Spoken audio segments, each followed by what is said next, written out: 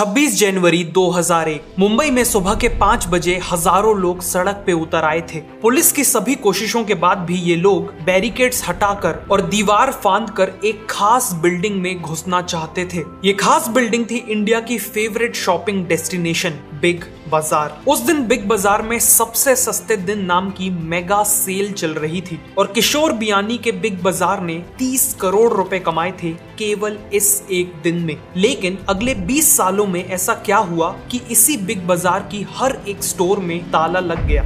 आइए जानते हैं इस वीडियो में। कहानी की शुरुआत होती है 1981 में। किशोर बियानी कॉलेज के फाइनल ईयर में थे और उनके फादर चाहते थे कि वो फैमिली बिजनेस ज्वाइन करें, लेकिन वो अपनी फैमिली बिजनेस ज्वाइन करके खुद को लिमिट नहीं करना चाहते थे। वो लाइफ में कुछ बहुत बड़ा बिल्ड करना चाहते थे। इसी दौरान किशोर बियानी ने देखा कि उनके एक कॉलेज फ्रेंड ने काफी यूनिक फाइबर से बने फैशनेबल ट्राउजर्स पहने हैं। ये स्टोन वॉश फैब्रिक था और उन्हें इसमें काफी पोटेंशियल दिखा। उन्होंने तुरंत जुपिटर मिल्स से स्टोन वॉश फैब्रिक का 200 मीटर का क्लॉथ खरीद लिया और शहर के गारमेंट मैन्युफैक्चरर्स को बेचने लगे। अगले 6 महीनों में ही उन्होंने लाखों का बिजनेस कर लिया था और यहीं से उनकी एंटरप्रेन्योरशिप जर्नी की शुरुआत हो चुकी थी। 1985 तक किशोर बियानी न केवल खुद के ब्रांड के फैब्रिक्स बेच रहे थे, बल्कि उन्होंने रेडीमेड ट्राउजर्स बेचने के लिए खुद का स्टोर भी खोल लिया था और उसका नाम रखा था पतलून। 2 साल बाद उन्होंने 7 लाख रुपए लगाकर मेंस वियर कंपनी की शुरुआत की, जिसमें उन्होंने खुद ही ट्राउजर मैन्युफैक्चरिंग स्टार्ट कर दी और अपनी नई ट्राउजर ब्रांड का नाम रखा पैंटालून। पैंटालून नाम के पीछे उनका आइडिया था पतलून वर्ड को ट्रेंडी और मॉडर्न बनाना, इसीलिए पतलून बन गया पैंटालून और आगे चल के कंपनी का नाम भी पैंटालून रिटेल में बदल दिया गया। पैंटालून के ट्राउजर्स का डिजाइन काफी फ्यूचरिस्टिक था, जैसे उनकी एक ट्राउजर में जिपर के ऊपर 3 बटन्स थी और ट्राउजर्स काफी हाई वेस्ट था। ऐसे ही मॉडर्न डिजाइन्स के चलते पैंटालून्स के ट्राउजर्स काफी पॉपुलर हो गए। 1994 तक पूरे इंडिया में पैंटालून्स के 72 फ्रेंचाइज स्टोर्स खुल चुके थे और उन्होंने ट्राउजर्स के साथ साथ शर्ट, जीन्स, टाई और सॉक्स जैसे प्रोडक्ट्स भी लॉन्च कर दिए थे। उसी दौरान किशोर बियानी ने देखा कि इंडिया में लार्ज फॉर्मेट रिटेलिंग का ट्रेंड बढ़ते जा रहा है। बेसिकली शॉपर स्टॉप जैसी बड़ी रिटेल स्टोर्स खुल रही हैं जो साइज, वैरायटी और क्वांटिटी में एक नॉर्मल शोरूम से कई गुना बड़ी होती हैं। इसीलिए उन्होंने भी कोलकाता में पैंटालून्स की पहली लार्ज फॉर्मेट रिटेल स्टोर खोली। ये स्टोर 10,000 स्क्वायर फीट की थी और उस समय पूरे कोलकाता की सबसे बड़ी स्टोर थी। उन्होंने स्टोर में विजुअल मर्चेंडाइजिंग का कॉन्सेप्ट भी लाया, जिसमें स्टोर के कलर्स, साइंस, लाइटिंग और लुक एंड फील के थ्रू कस्टमर से कम्युनिकेट किया जाता है और अल्टीमेटली एक प्लेजेंट शॉपिंग एक्सपीरियंस दिया जाता है। ऑल्सो इस स्टोर में मेंस वियर के साथ साथ वुमेन और चाइल्ड वियर भी लॉन्च कर दिया गया था। सभी को लगा था कि गारमेंट्स के लिए इतनी बड़ी शॉप खोलना एक बहुत बड़ी गलती है, लेकिन पहले ही दिन वहां इतनी भीड़ आई कि सभी के ओपिनियंस गलत साबित हुए। इस अर्ली सक्सेस को देखते हुए 1999 तक पैंटालून्स के 13 मेगा स्टोर्स खुल चुके थे और अब किशोर बियानी इंडिया के फैशन रिटेल टाइकून बन चुके थे। लेकिन वो अभी रुकने वाले नहीं थे। उन्होंने देखा कि कस्टमर अपने टोटल एक्सपेंडिचर यानी अपने टोटल वॉलेट का केवल 8% ही क्लोथिंग में खर्च करते हैं और अगर उन्हें कस्टमर का 50% वॉलेट शेयर कैप्चर करना है तो उन्हें क्लोथ्स के अलावा बाकी आइटम्स में भी डाइवर्सिफाई करना होगा। इसी दौरान किशोर बियानी ने चेन्नई की सरवना स्टोर को विजिट किया। ये स्टोर 25 साल पुरानी थी, 5 फ्लोर्स थे और यहाँ क्लोथ्स, टॉयज, ज्वेलरी, अप्लायंसेस और ग्रोसरीज जैसे हर आइटम मिलते थे। सरवना का मॉडल था कम प्रॉफिट मार्जिन में बहुत ज्यादा सेल्स करना और किशोर बियानी के एस्टिमेट्स के अकॉर्डिंग ये एक स्टोर साल में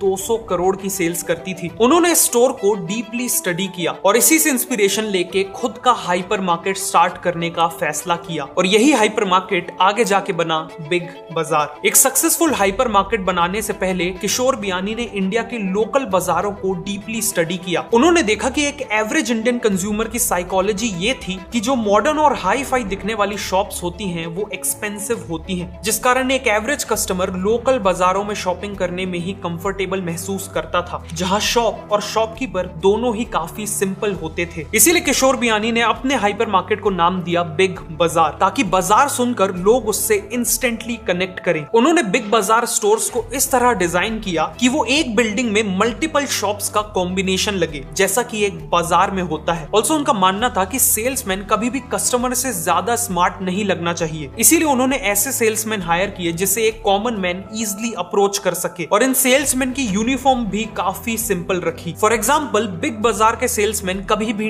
टाई नहीं पहनते थे। फाइनली बिग बाजार का मेन आइडिया था कि कस्टमर को यहाँ सबसे सस्ता और सबसे अच्छा प्रोडक्ट मिले। इन्हीं स्ट्रेटेजीज को ध्यान में रखते हुए 2001 में कोलकाता, बेंगलुरु और हैदराबाद में बिग बाजार की पहली 3 स्टोर्स खुली। पैंटालून्स की तरह ये स्टोर्स भी काफी सक्सेसफुल हो गई, इतनी सक्सेसफुल कि अगले कुछ सालों में पूरे इंडिया में 100 बिग बाजार स्टोर्स खुल चुकी थी। लेकिन किशोर बियानी के दिमाग में इससे भी कुछ बहुत बड़ा बिल्ड करने के प्लान्स चल रहे थे। उन्होंने एक रिसर्च में देखा कि एक एवरेज कस्टमर एक शॉपिंग मॉल के अंदर मैक्सिमम 4 से 5 शॉप्स में विजिट करता है, जिसके बाद थकान के कारण वो किसी और शॉप में जाना नहीं चाहता। इसीलिए किशोर बियानी ने एक ऐसे मॉल के बारे में सोचा जिसमें शॉप्स के बीच में कोई दीवारें ही ना हो। इस कॉन्सेप्ट में कस्टमर को एक ही बार में मल्टीपल प्रोडक्ट्स और ब्रांड का एक्सपोजर मिलेगा और उसे बार बार स्टोर के अंदर और बाहर नहीं जाना पड़ेगा। साथ ही साथ किशोर इस मॉल को एक डेस्टिनेशन मॉल बनाना चाहते थे, मतलब एक ऐसा मॉल जो केवल रूटीन शॉपिंग करने की जगह ना हो बल्कि अपने आप में सिटी का एक मेजर अट्रैक्शन हो, और ये विजिटर्स को फूड, शॉपिंग, एंटरटेनमेंट और स्पेशलाइज्ड अट्रैक्शंस सब कुछ ऑफर करे। उन्होंने अपने इस नए मॉल के कॉन्सेप्ट को नाम दिया सेंट्रल, और 2004 में बेंगलुरु में 1,20,000 स्क्वायर फीट की स्पेस में खुला पहला सेंट्रल मॉल। इस मॉल में apparel, footwear, accessories, home furnishing, music और बुक्स की 300 से ज्यादा ब्रांड्स थी। साथ में coffee shops, food courts, restaurants और पब्स भी थे। लोग यहाँ मूवी, कॉन्सर्ट और इवन ट्रैवलिंग के लिए टिकट्स बुक कर सकते थे। देखते ही देखते सेंट्रल मॉल बेंगलुरु का मेजर अट्रैक्शन बन गया, और इसे देखते हुए हैदराबाद, पुणे और कोलकाता जैसे कई शहरों में सेंट्रल को तेजी से एक्सपैंड किया जाने लगा। 2006 में अपनी सभी कंपनीज को इफेक्टिवली मैनेज करने के लिए किशोर बियानी ने एक अम्ब्रेला कंपनी की शुरुआत की और उसका नाम रखा फ्यूचर ग्रुप। पैंटालून्स, बिग बाजार और सेंट्रल जैसे बिजनेसेस और हजारों करोड़ों के रेवेन्यू के चलते future group Indian corporate space का जायंट बन चुका था, और Kishore Biyani Indian retail industry के अनडिस्प्यूटेड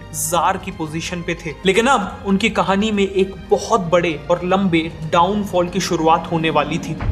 किशोर बियानी का कहना था कि वो ऐसे हर एक बिजनेस में एंटर करके रहेंगे जहां बिजनेस और कस्टमर के बीच डायरेक्ट डीलिंग होती हो, और उनकी इसी फिलॉसफी से उनका डाउनफॉल हुआ। 2005 में उन्होंने एक के बाद एक 3 अपैरल ब्रांड्स को खरीद लिया। साथ ही साथ वो अलग अलग एरियाज में डाइवर्सिफाई करने लगे। जैसे 2005 में ही उन्होंने ऑल यानी अ लिटिल लार्जर की शुरुआत की। ये ब्रांड प्लस साइज क्लोथ्स बेचता था। फिर उन्होंने बिग बाजार के अंदर गोल्ड बेचने के लिए गोल्ड बाजार की शुरुआत की। घर बनाने और रेनोवेट करने के लिए होम टाउन ब्रांड की शुरुआत की। 2006 में बुक्स बेचने के लिए डीपो को स्टार्ट किया। इवन चाय और समोसा बेचने के लिए चमोसा नाम के कियोस्क स्टार्ट कर दिए। बेसिकली चाय के बिजनेस से लेकर एक पूरे घर बनाने के बिजनेस तक किशोर बियानी हर जगह मौजूद थे। लेकिन ये तो केवल शुरुआत थी। 2007 में उन्होंने फ्यूचर कैपिटल होल्डिंग्स की शुरुआत की और फाइनेंशियल सर्विसेज जैसे वेल्थ मैनेजमेंट और रियल स्टेट ब्रोकिंग में एंट्री ले ली। साथ ही साथ फ्यूचर जनरली इंश्योरेंस कंपनी खोल के लाइफ इंश्योरेंस और जनरल इंश्योरेंस इंडस्ट्री में भी एंट्री ले ली। बाहर से देखने में लग रहा था कि फ्यूचर ग्रुप का बिजनेस एम्पायर काफी बड़ा और सक्सेसफुल हो चुका है, लेकिन इतनी तेजी से इतना ज्यादा एक्सपेंशन उन्होंने अपने खुद के पैसे से नहीं किया था। इस एक्सपेंशन के लिए उन्होंने हजारों करोड़ों का कर्ज यानी डेट लिया था। उन्हें उम्मीद थी कि वो स्ट्रॉन्ग सेल्स के बलबूते इस डेट को मैनेज कर लेंगे, लेकिन फिर 2008 में आया global financial crisis. Consumer spending घट गई और फ्यूचर ग्रुप की सेल्स क्रैश कर गई। केवल बिजनेस को सस्टेन करने के लिए किशोर बियानी को और भी ज्यादा डेट लेना पड़ा। 2012 तक उनके ऊपर करीब 12,000 करोड़ का डेट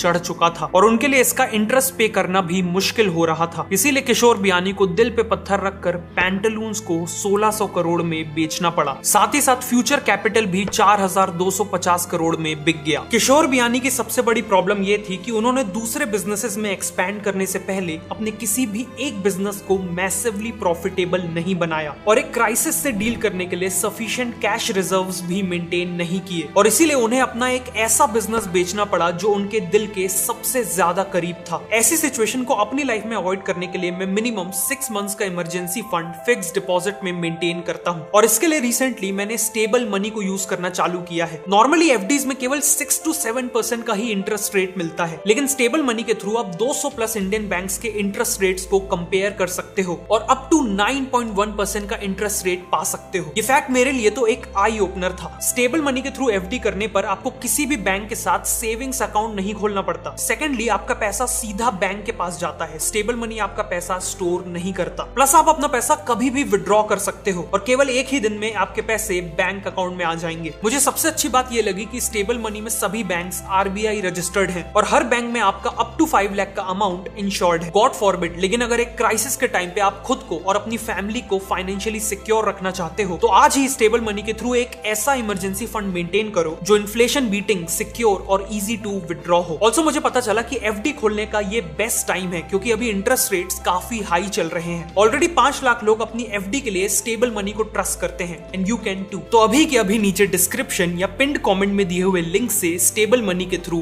FD करिए। किशोर बियानी को लगा कि पैंटालून्स और फ्यूचर कैपिटल को बेच के जो पैसा आया है उससे उनकी प्रॉब्लम सॉल्व हो जाएंगी। लेकिन फिर कहानी में एंट्री होती है दो बहुत बड़े कॉम्पिटिटर्स की, Amazon और फ्लिपकार्ट। पिछले कुछ सालों में इन दोनों ने करोड़ों कंज्यूमर्स को ऑफलाइन शॉपिंग से ऑनलाइन शॉपिंग में शिफ्ट कर लिया था। इनसे कंपीट करने के लिए किशोर बियानी ने भी अपनी ई-कॉमर्स वेबसाइट बिग बाजार डायरेक्ट की शुरुआत की, लेकिन तब तक बहुत देर हो चुकी थी। Amazon और फ्लिपकार्ट ने already substantial market share capture कर लिया था और अब उनसे कंपीट करना इम्पॉसिबल था। साथ ही साथ बिग बाजार डायरेक्ट में कई technical issues, customer experience problems और इन्वेंटरी इश्यूज भी थे और इन्हीं कारणों से बिग बाजार डायरेक्ट एक बहुत बड़ा फेलियर साबित हुआ और फ्यूचर ग्रुप के करोड़ों रुपए डूब गए। लेकिन शायद किशोर बियानी की सबसे बड़ी गलती थी इंडिया के किराना दुकानदारों से कंपीट करना। उन्होंने 2015 में इजी डे नाम की small format grocery store chain को अक्वायर कर लिया था। उस समय इजी डे की 190 स्टोर्स थी और किशोर चाहते थे कि 2022 तक वो इसकी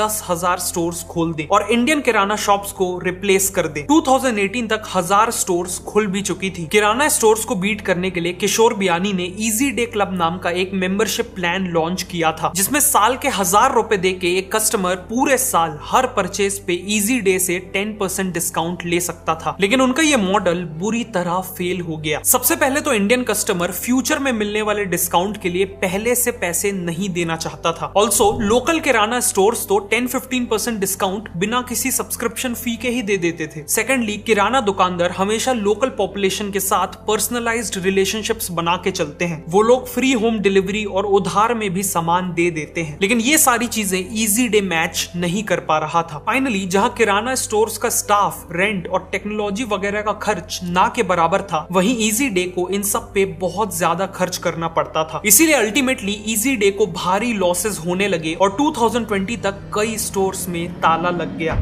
लेकिन फ्यूचर ग्रुप की गलतियां यहां खत्म नहीं होती। किशोर बियानी ने देखा कि उनकी बिग बाजार और बाकी स्टोर्स के थ्रू दूसरी ब्रांड्स अपने प्रोडक्ट्स बेच के करोड़ों का प्रॉफिट कमा रही हैं। उन्होंने सोचा कि अगर सबसे ज्यादा बिकने वाले आइटम्स के लिए वो अपने खुद के ब्रांड के प्रोडक्ट्स लॉन्च कर दें तो उन्हें बहुत फायदा होगा। इसीलिए उन्होंने हर कैटेगरी जैसे snacks, home care, personal care और स्टेपल्स में अपने खुद के ब्रांड के प्रोडक्ट्स लॉन्च कर दिए। उनका प्लान था 2022 तक इन ब्रांड से 20,000 करोड़ का रेवेन्यू कमाना, लेकिन इनके ऑलमोस्ट सभी ब्रांड्स बुरी तरह से फ्लॉप हो गए। उन्हें लगा था कि केवल शेल्फ में रख देने से उनके प्रोडक्ट्स बिकने लगेंगे, लेकिन कस्टमर्स को अभी भी उन्हीं ब्रांड्स के प्रोडक्ट्स खरीदने थे जिन पे वो सालों से भरोसा करते थे। ऑल्सो फ्यूचर ग्रुप के ब्रांड्स ने पुराने एस्टैब्लिश्ड ब्रांड से कुछ भी अलग नहीं किया था। वो केवल डिस्काउंट्स के बलबूते ही सेल्स बढ़ाना चाहते थे और डिस्काउंट्स के कारण कस्टमर ने एक बार तो प्रोडक्ट को ट्राई किया, लेकिन क्वालिटी खराब होने के कारण रिपीट परचेजेस नहीं किए। इन सभी गलतियों के कारण फ्यूचर ग्रुप का बहुत पैसा डूब गया और मार्च 2019 तक उनका डेट फिर से बढ़कर करीब 12,800 करोड़ तक पहुंच चुका था। लेकिन इन सब के बाद भी फ्यूचर ग्रुप जैसे तैसे सरवाइव कर रहा था कि तभी कुछ ऐसा हुआ जिसने फ्यूचर ग्रुप को जड़ से हिला दिया, कोविड-19। जल्द ही नेशन वाइड लॉकडाउन अनाउंस कर दिया गया और फ्यूचर ग्रुप की बिग बाजार, सेंट्रल और बाकी सभी स्टोर्स रातों रात बंद हो गई। उनका रेवेन्यू क्रैश कर गया। स्टोर्स का रेंट, एम्प्लॉयज की सैलरी और डेट की रीपेमेंट डिले हो गई। रेंट पेमेंट ना करने के कारण बिग बाजार और बाकी स्टोर्स की लोकेशन किशोर बियानी के हाथ से छिनने लगी और ये स्टोर्स बंद होने लगी। आज इनमें से करीब 800 लोकेशंस पे रिलायंस ने अपनी स्टोर्स खोल ली हैं। 2022 में बैंक ऑफ इंडिया ने फ्यूचर ग्रुप पे इंसॉल्वेंसी इंसॉल्वेंसी प्रोसीडिंग्स की मांग की और आज तक ये प्रोसीडिंग्स चल रही हैं। मतलब आज भी फ्यूचर ग्रुप के एसेट्स को एक एक करके बेचकर उनका डेट चुकाया जा रहा है। इसमें कोई डाउट नहीं है कि किशोर बियानी बिजनेस के जीनियस थे। उन्होंने पैंटालून्स, बिग बाजार और सेंट्रल जैसे बिजनेसेस बनाए जिसने इंडियन रिटेल इंडस्ट्री को रिवॉल्यूशनाइज किया और उन्हें इंडिया का रिटेल किंग भी बनाया। लेकिन इसके बाद उन्होंने अपना फोकस खो दिया और तेजी से हर जगह एक्सपैंड करने के लिए हजारों करोड़ों का डेट ले लिया। जैसे ही मार्केट कंडीशंस बिगड़ी और पैंडेमिक आया, उनका बिजनेस एम्पायर क्रम्बल कर गया, बिल्कुल एक रेत के किले की तरह। अगर आपको ये वीडियो अच्छी लगी तो मैं रिकमेंड करूंगा कि आप नेक्स्ट इस वीडियो को देखें। ऑल्सो स्टेबल मनी का लिंक नीचे डिस्क्रिप्शन और पिन्ड कमेंट में है।